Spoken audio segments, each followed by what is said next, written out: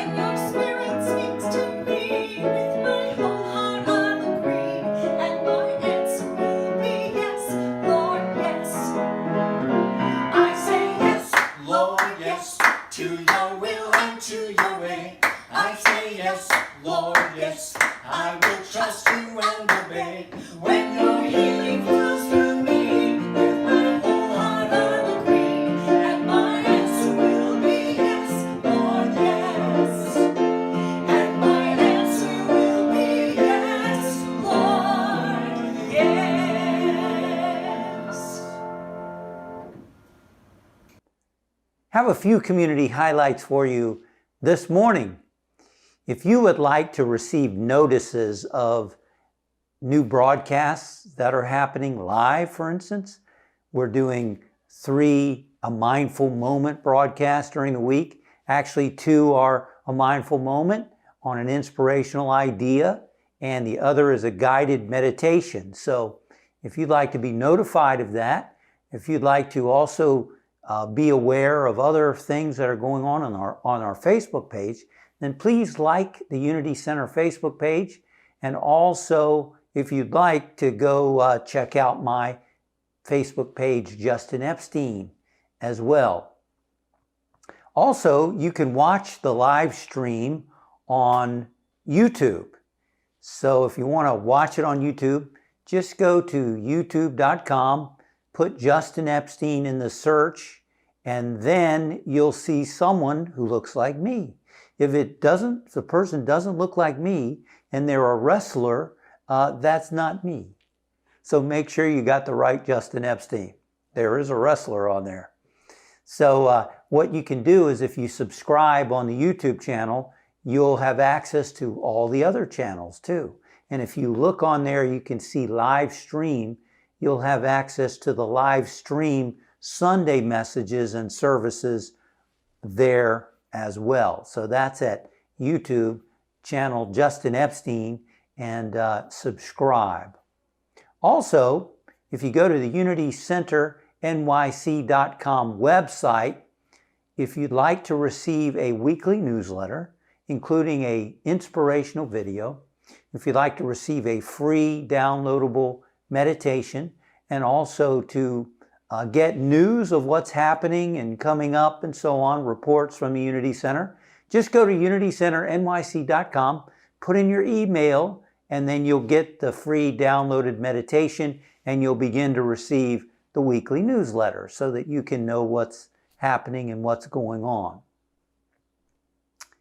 Also, if you click on Learn More down below, then that will take you to the website where you can put in your email and receive information about what's going on. Please, if you would like a prayer request for anything going on in your life, just put a comment below so that we can include you in our consciousness of prayer here at Unity. And then all the live streams from past Sundays, as well as the A Mindful Moment videos and the guided meditation videos, will all be available to you through this New York City pause.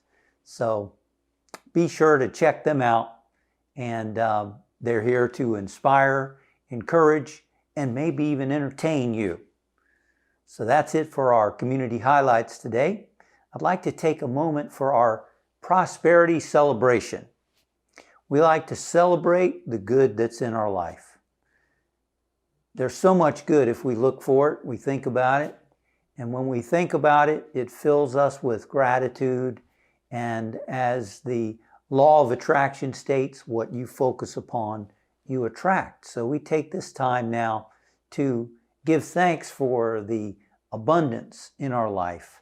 And if you believe in our message, if you're being spiritually supported by the Unity Center Ministry and you'd like to support this ministry, we appreciate it.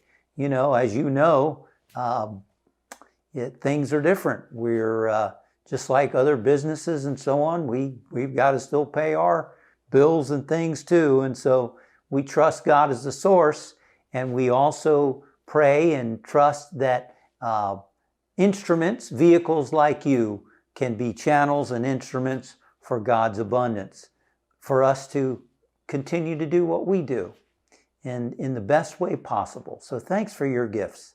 And also we acknowledge that spiritual law that as you give, you receive. As we give, we receive. I'm a tither too. I've been tithing for 30 years, ever since I learned the principle of Jesus. As you give, so do you receive. And in the Old Testament, the pressed down, shaking together, and overflowing as we give of our good that we've received and give to be a blessing to others, and we receive a blessing. So I encourage you now to, as you think of the gift that you'd like to give, you can press that link down below, learn more, and that'll take you to the donation button on the website, where you can also sign up for the newsletter if you want.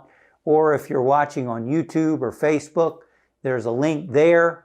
Don't worry about leaving the broadcast. You can open up another window too and do both at the same time. Watch what's going on here as well as make the donation.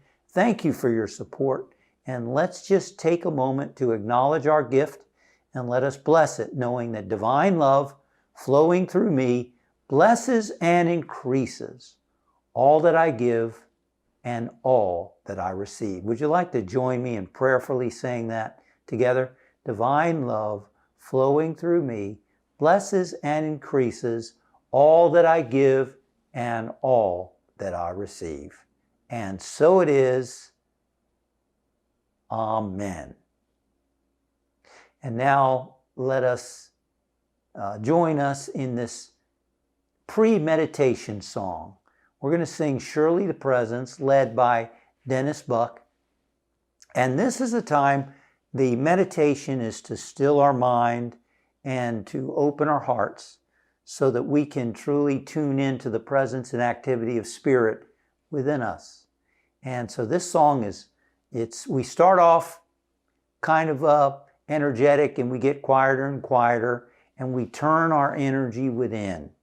So it's kind of repetitive, it's kind of quiet and soft for a purpose.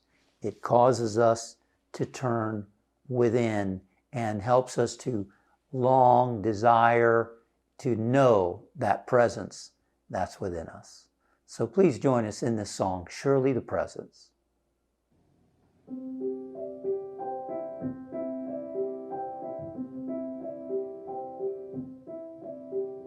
Surely the presence of the Lord is in this place. I can feel His mighty power and His grace. I can hear the brush of angels' wings. I see glory on each face. Surely the presence of the Lord is in this place. Surely the presence of the Lord is in this place. I can feel his mighty power and his grace. I can hear the brush of angels' wings. I see glory on each face. Surely the presence of the Lord is in this place. Surely the presence of the Lord is in this place.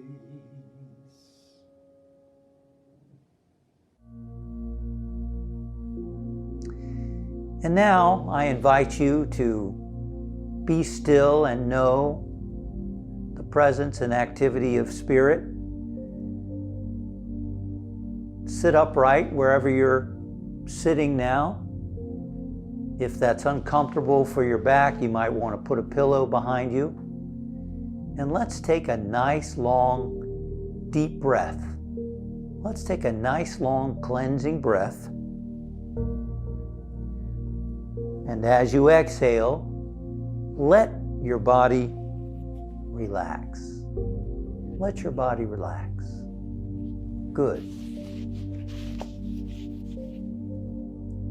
Now begin to scan your body and just consciously tell each muscle to relax and to let go.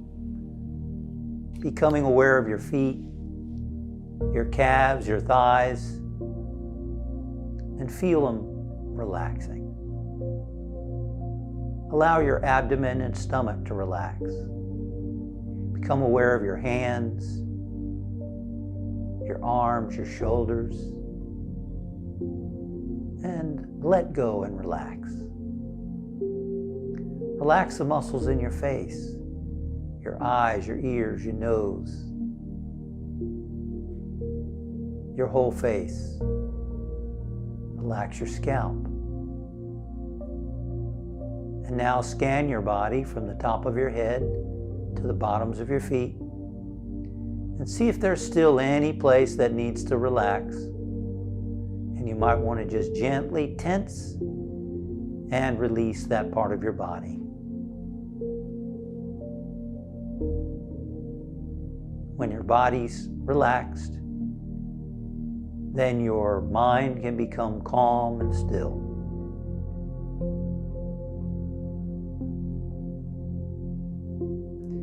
Surely the presence of the Lord is in this place because you're in this place, because right where you are, Spirit is.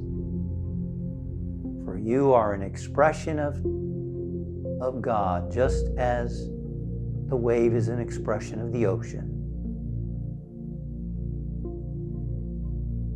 And we are taught in the scriptures that God is love, and that this presence loves you with an everlasting love. No matter what mistakes you've made in the past or will make in the future, you are always loved.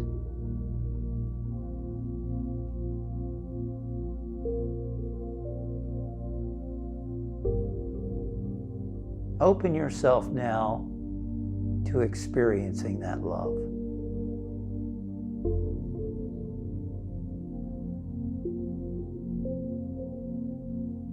Let yourself relax and know within your being, I am loved. You are loved. Jesus the Christ said it's the Father's good pleasure to give you the kingdom. God loves you, wants you to experience, wants to express through you as all good, as love, as healing, as strength, as wisdom, as harmony. Whatever's needed in your life, as prosperity, financial support. And right now, you are one with that presence, and it's one with you. The need is simply to be still and know it. Be still and know it. I am loved.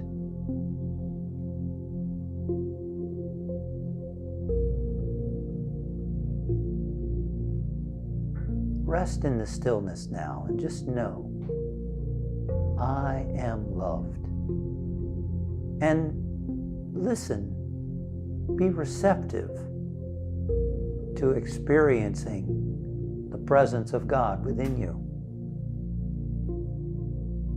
Experience that love, or however it manifests within you. Listen now in the quiet, in the stillness.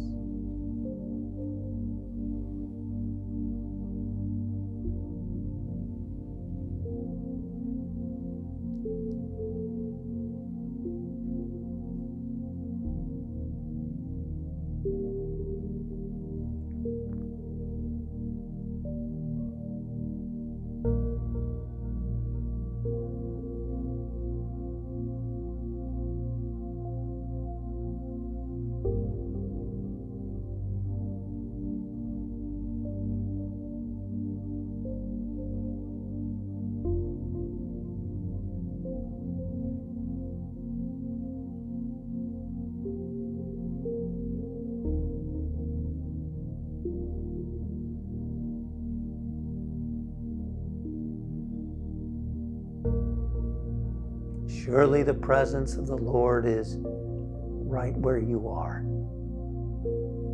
And as you quiet restless thoughts and tune into, turn within, you begin to feel an inner peace, perhaps an inner joy or love. That's always at the center of your being.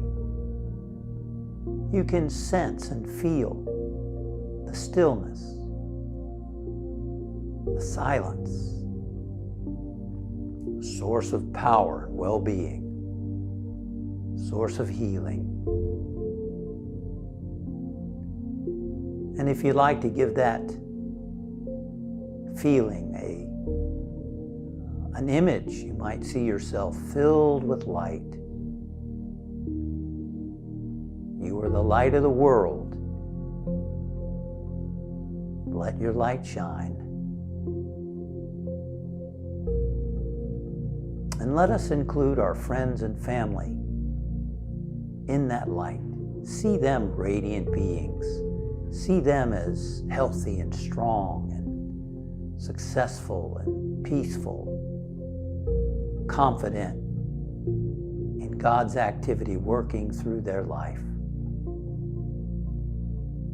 Bless them with whatever's needed, not focusing on the problem, but focusing on the solution. And we include our entire planet,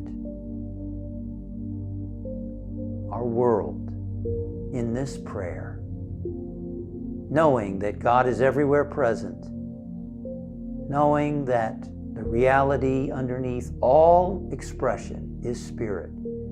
And so we affirm and declare that harmony is present, peace is present, health and wholeness is present, comfort and peace are present, expressing through people.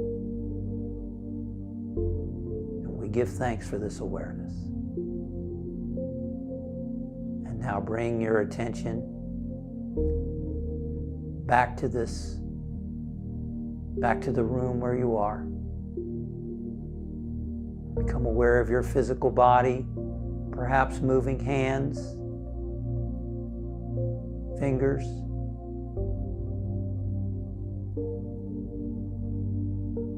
And toes. And as you open your eyes, adjusting to the lighting. And we say thank you, Father, Mother, God, for your presence and activity within us. And so it is. Amen.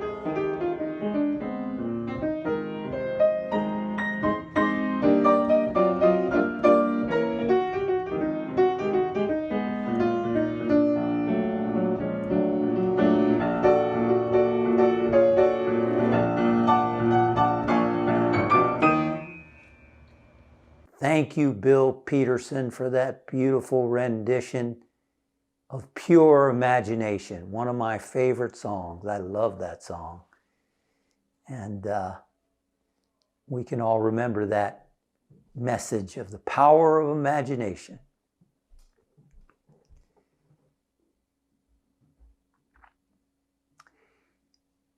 Happy Mother's Day to everyone. Today, we remember mothers who are still here on the planet. We remember mothers who have gone on to the other dimension. And we also acknowledge the divine feminine aspect that is an aspect, an attribute of Spirit, of God, who is always with us, no matter what. Today we're talking about even in isolation, you're never alone, because that mother aspect, that divine mother, as some refer to God, is right where you are. You're never alone. Spirit is always with you. And so we acknowledge and we say Happy Mother's Day to all mothers, and also an acknowledgement of that divine mother that is within us and always around us and working in our lives. Blaise Pascal, the French mathematician, philosopher, writer, scientist, made a really important point. He said that all men's misery is because they're not able to sit alone, quietly in a room. Wow, that's an interesting comment, isn't it? All of men's misery, and that includes women too, all of us, if we're not able to sit alone and quietly in a room, that's a big problem. That's a big problem, because that means either our minds are very restless and we're uncomfortable with ourselves, we're uncomfortable with silence, we're uncomfortable with stillness and quiet. Our minds are too restless.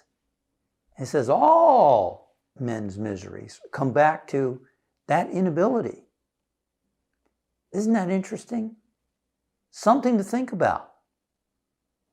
You know, it's been estimated that we have 60,000 thoughts a day. And I don't know how they figured that one out. I guess they counted them somehow, obviously.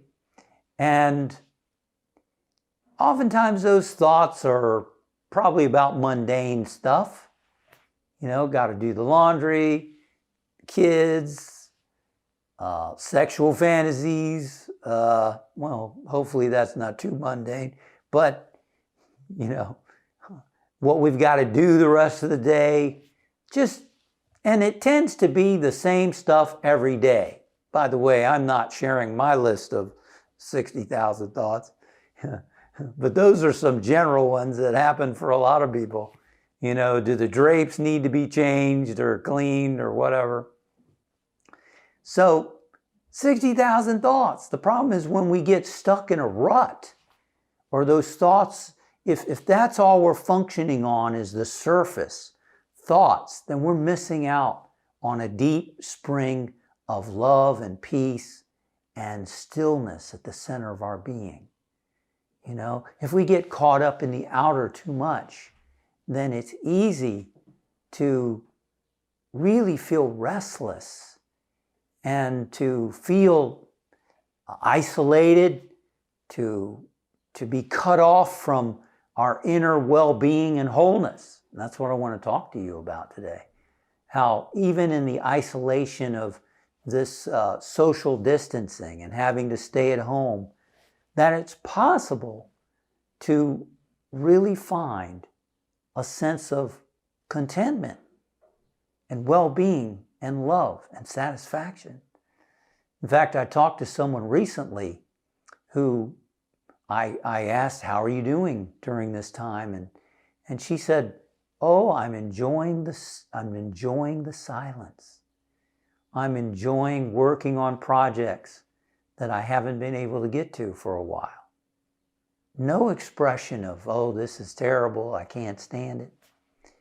Just really, this is a person who is spiritually oriented and who has listened to these teachings and embodied them enough to find some satisfaction and peace in isolation. And today I want to share some things with you that hopefully will support you in that. You know, today many people are experiencing loneliness. And when you're isolated and you're not able to go out and be with friends, and it can be tough, even though you can see them on video and so on. For some people, it's really tough not to be able to go out and hug somebody, to go out to hug a friend. And I read about a woman named Alice who is a 31-year-old in London, and she said, I'm a hugger. And she said that she's reluctant to mention, but she'll sneak out of her house and go meet her friend Lucy near the garden, and it's almost like they're doing a private drug deal or something, and she'll give and get a hug, and she says she really needs that. And apparently there's some shaming going on of people doing terrible things like hugging people. And anyway, they have that ritual going, and she's so grateful that her friend can do that to give her that sense of touch. Well, there's a lot of people who aren't able to do that. I know myself, I haven't hugged anybody in a couple of months, I guess, whenever this started. Was it March 15th? And yeah, I get it. And some people just can't handle this.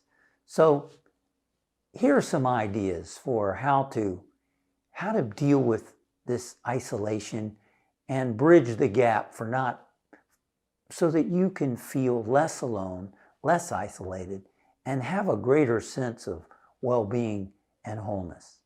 First idea I want to share with you is to make friends with any sense of loneliness and to have compassion for yourself.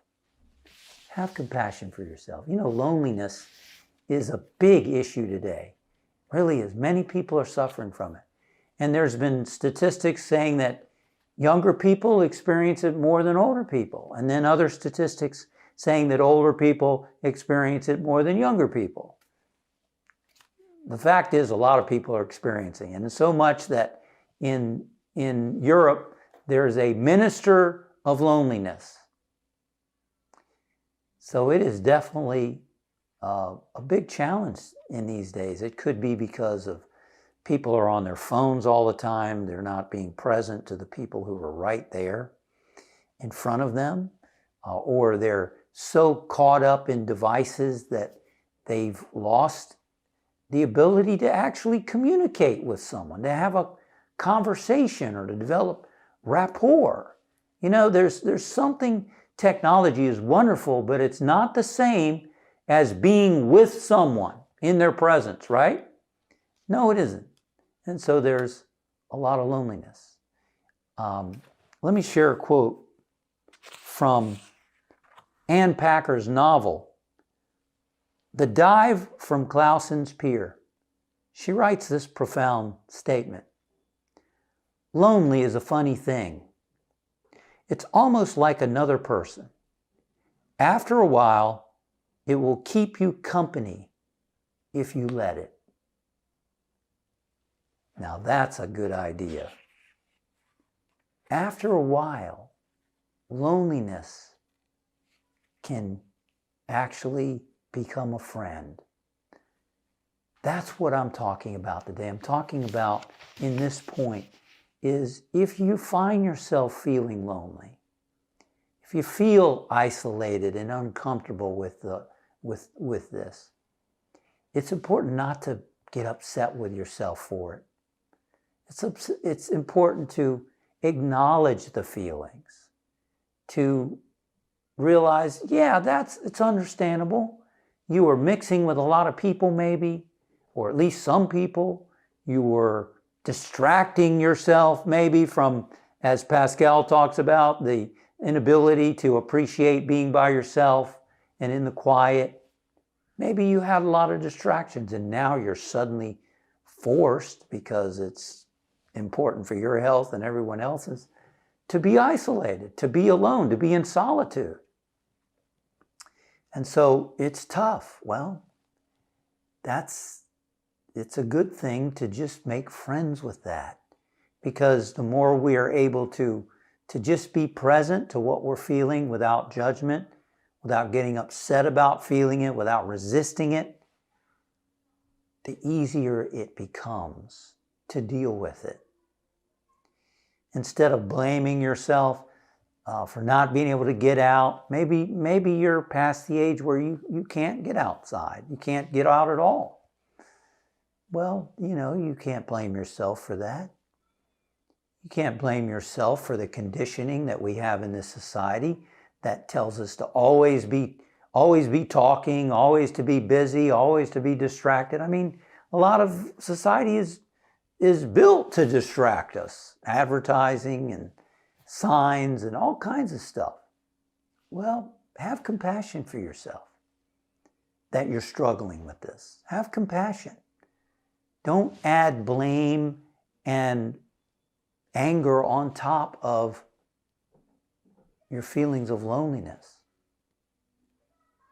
In fact, one wonderful practice that some people use in dealing with, in order to make friends with their loneliness, to make friends with the feelings of being isolated and to have compassion for themselves, is to talk positively to themselves. To talk, we're always talking in our heads usually, having conversations. The important thing is, we don't answer them or talk back. Have positive self-talk. Talk to yourself like you're talking to a good friend or, your best friend. How would you talk to your best friend? So be a positive force to yourself. Some like to practice a Buddhist practice called Tonglen. It's a meditation. It's where you sit down, you meditate, and as you breathe in, you're thinking of breathing in the suffering of others. And as you breathe out compassion, you breathe out love, you breathe out support and comfort, whatever you can conjure up within yourself that you would like to bless others with. And it's really a wonderful practice because it's a twofer. It's a 2-for-1. As you practice Tonglen, not only are you breathing out love and compassion on all people, well, that includes yourself. You're breathing out love and compassion upon yourself.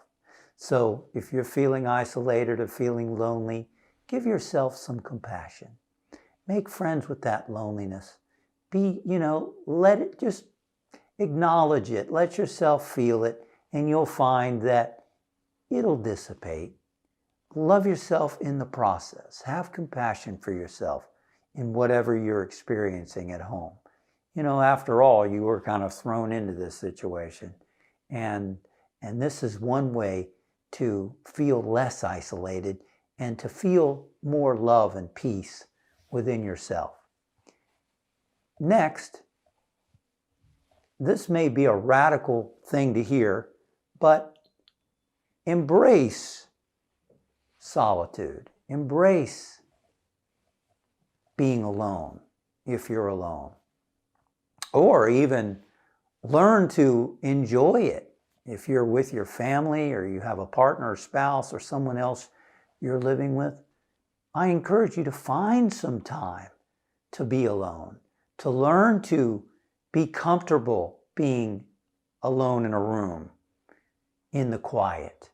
It's so important to have this time that can be very nurturing of your emotional as well as your spiritual growth. Plotinus wrote in the 3rd century, "We can pray only when we come alone to the alone," and a capital letter, alone. We can pray only when we come alone to the alone, making God that one sense of alone. The yogi sages say that God created this world because he wanted to, or she, it's Mother's Day, she wanted to enjoy herself through many. They say that God sensed her aloneness, and in that awareness created everything so that she can enjoy herself through many. Isn't that a beautiful thought? Here's another thought from St. John of Damascus. He described solitude as the mother of prayer, the mother of prayer. So by learning to embrace isolation, embrace times of solitude, then we can really grow spiritually that way. You know, Jesus had a lot of time in solitude. Let me share a few incidents where Jesus was in solitude. He consciously chose solitude. And in the scriptures, the words a lonely place are often mentioned. He went to a lonely place. He began his ministry 40 days alone in the wilderness, in the desert. Now, of course, you and I didn't choose to be in isolation. Although, if you think about it, everything's a choice. We could go out and wander around, but we might regret it. But you know, this condition, this pandemic is just sort of, there it is. And so we've been asked to be in isolation. And Jesus made a choice to spend 40 days alone in the desert. And really, it was a choice, but on a deeper level, for him, it wasn't a choice. His Spirit was definitely going to do that. Before he chose the 12 disciples, he spent an entire night alone in the desert hills. When he received the news of John the Baptist's death, it says he withdrew from there in a boat to a lonely place apart. Now, I could read several other cases of him going apart to a lonely place. He went there to get in touch with himself. He went there to get in touch with his higher self, his God self, to be recharged, to be renewed, to experience that love that's independent of other people. It's been said that if we were in tune with God's love, we could feel that love anywhere, in the middle of the desert. Jesus went through those challenges and temptations in the desert, and yet he felt connected to Spirit. Even in isolation, he was never alone. And you and I can do the same thing. You know, speaking of sages, Yogananda said, solitude is the price of greatness. Solitude is the price of greatness. Taking time to be alone is the price we pay to tune in to creativity, to tune into new ideas, to tune into solutions, to tune into a love, as Shakespeare said, a love that never alters when alteration it finds. That's how Jesus was able to love people on the cross and say, Father, forgive them, for they know not what they do. Even though he was unjustly treated, he tuned into that divine love at the center of his being so that he could love even under the most difficult times. Now, I realize that many of us may not have some work to do, right? We have some work to do. We're still making that effort to be in tune with love like that. But it takes time away. It takes time in solitude. Some of you know that I lived in a spiritual community in Northern California called Ananda Village. Wonderful place. I went there to study more deeply the teachings of Yogananda, and also to be in a community of people who meditated regularly, and to sort of deepen my experience of knowing God. I was already an ordained unity minister at that point, and I was there for 3.5 years. And anyway, for the first 8 months, I was at the retreat center, and then I wanted to become a member of the community, so I went through their, what they called monastic training. How does that sound? Monastic training. For 2 whole months, I think it was 2 whole months, you had to go through this training. And then I think they asked you for 7 months to be simply, don't get involved in any relationships. Let's put it that way. No romantic relationships. For I think it was 7 months. And we went through this in-depth training. Well, seclusion retreat, that was the name of it. It was 5 miles up the road from Ananda Village, and it consisted of cabins in the woods. It's still there. You can still go there. And it's for a place for people to come to be in isolation, to be in seclusion. People would come for a few days. Some would come for a week. Some would come for a month. Some would come for longer. And some people didn't want to have any contact with other people, not because they were antisocial, but because they were really trying to go within themselves, to turn off all the external stuff going on, turn off the radio. There were no cell phones when I was there, no smartphones. We didn't have them yet. That was a few years ago. But there were telephones and there were no phones in these cabins.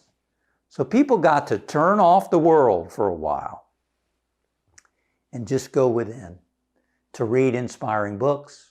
I took a week seclusion. I did some goal setting and did a lot of meditation and yoga and took walks in the beautiful surroundings there. But one of the things that was done when I worked at the seclusion retreat was they would ring a gong periodically, and people would take a moment to just be still and quiet and go into the inner solitude. Because when you go within through prayer, meditation, that's going into a type of isolation. You're tuning out the rest of the world and you're tuning in to that presence at the center of your being. And it's renewing, it's strengthening, it's motivating, it's fulfilling. When we feel lonely, what's happening? It's somehow a disconnection from our inner self. And none of us is perfect. We're still growing in our expression. We're perfect as a spiritual being, but we're evolving that awareness, right? So that's why I made the point, make friends and have compassion for whatever you're feeling. But at the same time, let's not make excuses for being upset or for, feeling disconnected when we can, through consciously experiencing solitude within our being, we can grow spiritually and release more of that presence and activity of God in our life. Next is keep your mind full. I find this is very important for dealing with loneliness and isolation. Keep your mind full. Leo Buscaglia, who was a wonderful teacher, author, who made a big impact on my life, and I've heard a lot of wonderful things about him too, from people who knew him. He did some PBS specials many, many years ago. Some of you saw him, I'm sure. His books are out there. He was called the Love Doctor. He was really, he loved the topic of love. Well, he tells the story of one day he was walking along the boardwalk somewhere, and he saw a man sitting on the bench who seemed to be, maybe homeless, but he was happy. He had a look of contentment on his face. And Leo went over to him and started talking to him, and he said to him, what is the secret to your happiness? And the man said, well, son. And Leo said, I love it when someone calls me son. Well, son, the secret to happiness is to keep your mind full and your bowels empty. Ain't that the truth? Some real wisdom in those words. Keep your mind full.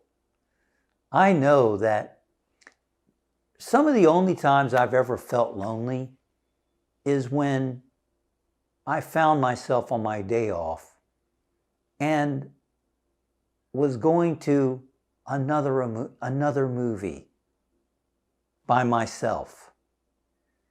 Now, it wasn't just because I was going by myself to the same old movie. I think there's more to it than that. You see, psychologists have discovered that too much passive activity, like going to a movie or watching a movie, listening to music, all these things are wonderful, but they're more passive. You're not really doing anything. You're just listening. You're just taking it in, which can be wonderful. It's a great way to relax. I love movies. I'm a big movie person, but I don't watch too many of them because studies have shown that in passive entertainment, people often have a mild degree of depression while watching the movie. One of the tricks that I do is I'll take breaks during the movie. I'll turn it off. I'll go make some banana ice cream or whatever, take a break and then come back. But the point is, now what I do on days off, I don't make it all passive. I'll do things that require my mind, that require, it might be a hobby that requires attention. I'm a competitive golfer. I play, on the amateur tour when it's open. Not this year, not yet. It's gonna happen eventually. But something that requires your attention, your concentration, the engagement of you. And I find that my days off now are much more enjoyable because I keep my mind full. In isolation, if you're watching a lot of movies and listening to a lot of music and you find yourself getting restless or even depressed, you might need to do something more active. This might be a good time for you to use your mind to assess your life, to think about, are you doing what you want to do? Is your life going in the direction you want it to? What are some goals that you would really love to do? You see, I'm not asking you what are some things other people want you to do. I'm asking you, what is it that you would like to do that would jazz you, that would give you a sense of excitement? What are some things that you could move in the direction of? Well, you could start working on that right now. You could do some research on the internet right now. Instead of getting distracted by looking at what everyone else is doing and too much game playing, and I'm not saying any of that's bad. We need a balance in our life. But keep your mind full with some stuff that's really engaging. Maybe there's a book you'd like to read. Gee, a lot of Americans don't read. A lot of people around the world don't read. Read a book. Instead of watching it on TV, read. That engages the mind. Call up those friends and family you haven't talked to in a while. Conversation engages the mind. Being in isolation can be a time for you to keep your mind full and your bowels empty, for sure. And so make friends and have compassion for whatever you might be experiencing during this time.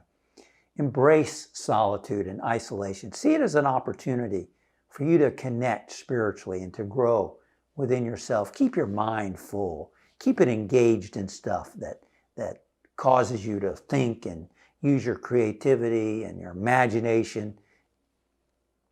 And give yourself a hug. How about that one? Give yourself a hug. Sounds a little different, doesn't it? Yeah, I'll hug a tree while I'm at it. Give yourself a hug. Yeah. Have you ever given yourself a hug?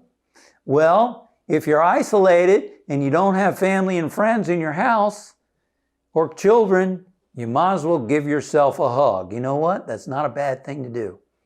According to scientists, there is something called skin hunger.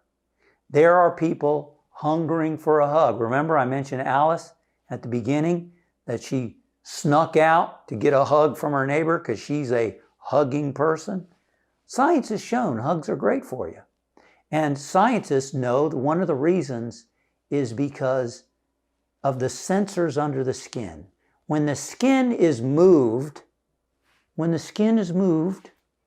it activates hormones that reduce the stress hormone cortisol.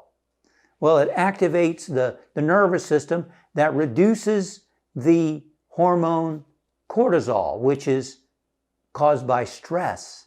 And cortisol is something that's not good for us. It's damaging to us. In fact, cortisol kills the killer cells that fight off viruses. So some of us might run, uh-oh, hugs are important. Well, really, it's moving the skin. It's having some way of moving the skin. Give yourself a hug. If you can't get a human hug from somebody else, give yourself a hug. Move some skin. Some of the suggestions these scientists with these centers on the power of touch have suggested is somehow moving your skin a bit. If you put moisturizer on your face, moving the skin around, maybe make an effort. Be mindful and really focus and allow yourself to feel the pleasure as you put the moisturizer on your skin, on your face, maybe on your body. Something I practice what the yogis teach.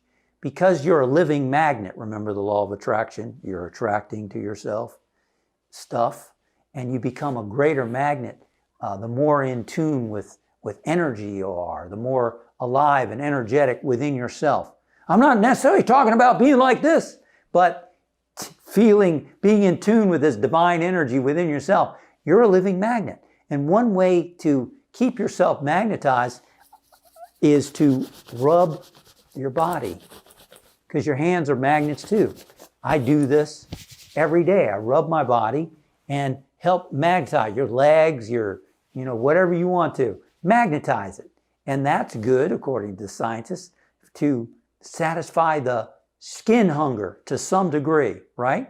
I mean, there are people who don't have a lot of hugs, but even a handshake is something that activates those sensors, But there are people who have lived in caves, hermits, or monks, or enlightened beings who don't have that physical contact, who are in this sense of God's presence. And it satisfies them. In fact, even though touching skin activates certain hormones that feel good, so does meditation. So does time in the silence. So does being still and quiet activate hormones that reduce cortisol and reduce negativity in the brain. Studies have been shown that.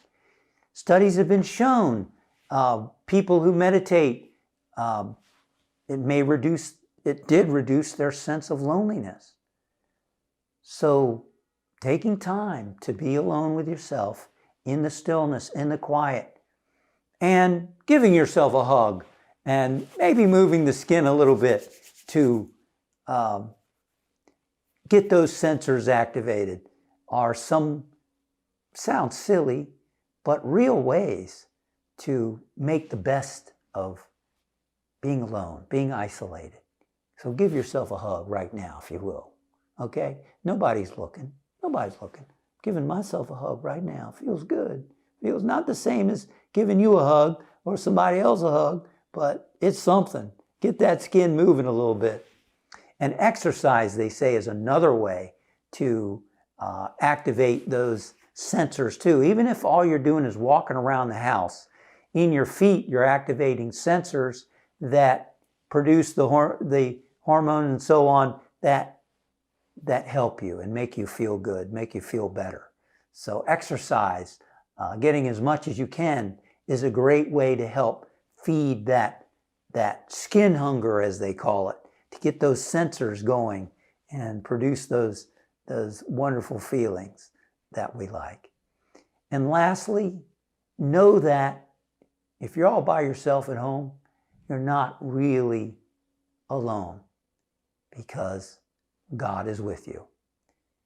As Teilhard de Chardin, the Jesuit priest, said, God is closer than breathing. God is right there. In fact, this presence is breathing you and me and causing the blood to course through your veins. Spirit is right there where you are. You're never alone. Lo, I am with you always, the scripture says. Paul said that nothing can separate you from the love of God. And it being Mother's Day, I'd like to acknowledge that wonderful aspect of God that is feminine. You know, the Creator created male and female energy, as is pointed out in Genesis. And an interesting point is, in Jewish mysticism, there's a name for God called Shekinah, which is the divine feminine. The divine feminine. So, also, there's a word in the Old Testament, El Shaddai, which traditionally is interpreted God Almighty. But another interpretation is the many-breasted one. The many-breasted one. God is the mother, not only the Father. Jesus called God Father, Godfather. Godfather. I respect you, really. Jesus called God the Father. How about that? Because people weren't ready to hear God the Mother. They thought of God as a king up in the sky, who they feared. Jesus called God Abba, Daddy. Daddy. Hey, Daddy. I'm looking up. We tend to do that, but Daddy's everywhere. You know, he made it more personal. I don't think the world was ready to hear God is also your mother. But she is. She is your mother. Some people like to refer to God as Divine Mother because so often in history, and this is a general statement, it's not true of everybody, so often it's the mother that will love you at all times and forgive you no matter what mistakes. You know, we know the stories. We've seen the movies where the guy is put in jail for murder, and guess what? The mother still loves and forgives her child. There are fathers like that too, I know that. But God is your mother. Now, maybe some of us haven't had mothers. Maybe some of us didn't have a close relationship with their mother. This can be a time to acknowledge that even though you didn't have a connection with your mother that you wished you had, you can have that connection with the Divine Mother. You know? And there's always the ability to recognize that you can have friends who are like mothers to you, who are nurturing, who are caring, who are compassionate. You can extend that mother love to yourself too, as we said here today. Make friends and have compassion for yourself. That's the Divine Mother's quality of love and compassion. And it's right where you are. It's right where you are.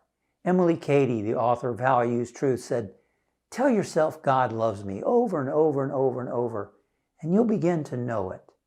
And you'll begin to see people responding to you more positively because you're in tune with this Divine Mother's presence and activity. God loves you right where you are. The Divine Mother loves you. That mother's love can love you in solitude. It can love you in prayer and meditation. It can love you through nature. And that Divine Mother can love you through friends and family and even from strangers.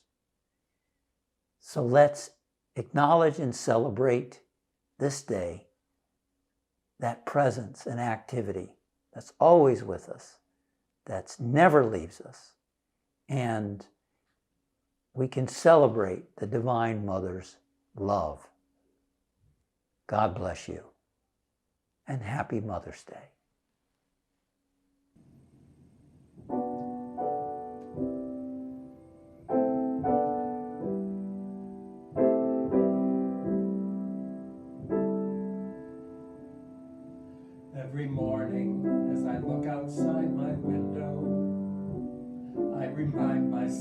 try to find the sun. And even on those days when rain can blind my eyes, I try to count my blessings one by one.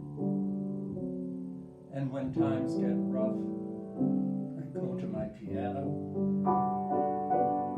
say a prayer that whispers through me every day. If you look inside your heart, you'll find the music for the answers there, no matter what you pray. Where would I be? Where would I be without you?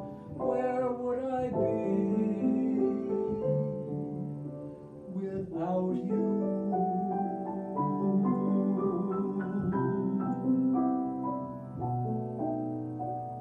Wherever time may take us, wherever roads might lead, together we will find a song. We'll find the song we need. Without a song, the day would never end. Without a song, the road would never bend. Without a song, a man ain't got a friend. Without a song, I'll never know what makes the rain to fall. I'll never know what makes the grass so tall. I only know there ain't no love at all. Where would I be? Where would I be without you? Where would I be?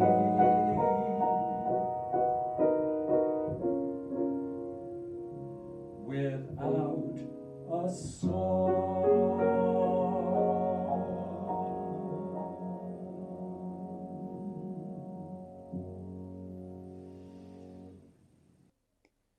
Thank you, Dennis Buck, for that lovely song.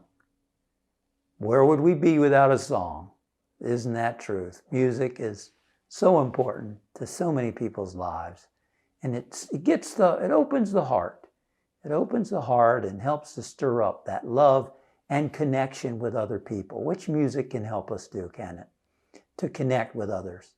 I want to thank Dennis Buck and Bill and Betsy Peterson today for being with us and sharing their musical talents. Thank you so much.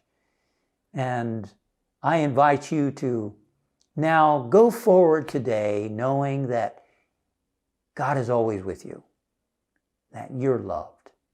You are loved right as you are, and that you can make the most of wherever you are. You can make a friend of loneliness when it shows up, and you can go even deeper and connect with the wellspring of all love at the center of your being. I see you doing that today, and I see you growing and unfolding in your spiritual awareness. And I see you showered in blessings of good. Let us join together in saying the prayer for protection. The light of God surrounds us. The love of God enfolds us. The power of God protects us. The presence of God watches over us. Wherever we are, God is. Wherever we are, God is. And all is well. Please join Bill and Betsy and myself and all others in singing together, "Let There Be Peace on Earth," and have a beautiful rest of the day.